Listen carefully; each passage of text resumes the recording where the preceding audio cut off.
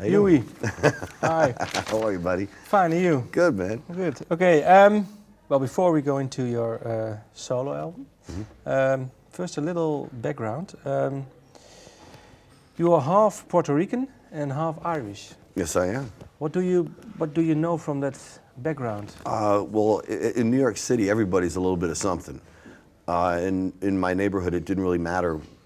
So, my father didn't really play a big part in my life. He died when I was young. So, it was, kind of like just being a guy from New York. I think everybody's, it's a big, great melting pot in New York City. So, it was a lot of everything. So, I mean, all my friends were different nationalities and ethnicities and things like that.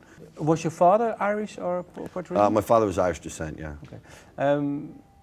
Have you been to Ireland? Oh yeah. I've been there so much. I think the Fun Lovin Criminals, I think, played every county in the Republic of Ireland. So yeah, we've been around. What do you know from the background?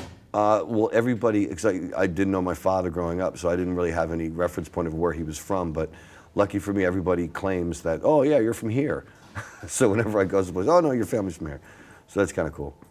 And then music-wise, did you listen to Irish music or Puerto Rican music? Well, yeah, I mean, it was one of those things in that neighborhood where I grew up in the Lower East Side. There was all types of music. There was, Indian music, Far Eastern music. I mean, in the building I grew up in, there were Chinese kids, there were Indian kids, there were Italian kids, there were Irish kids, there were Spanish kids, and I think all that kind of lent itself to why I play all types of different styles of music, is because it was interesting for me as a young kid to hear all these different kinds of things. And when I was really young, hip hop started, and then I started listening to that, and I was listening to rock and roll and salsa and all this kind of different stuff. So it was in my blood at an early age.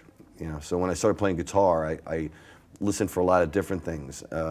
And one of my favorite guitar players is Nile Rodgers from Chic, and people don't really consider Chic a guitar band, but if you listen to the guitar, it really is. Yeah. And he plays it with such great style that it was one of the things that kind of got me into the groove.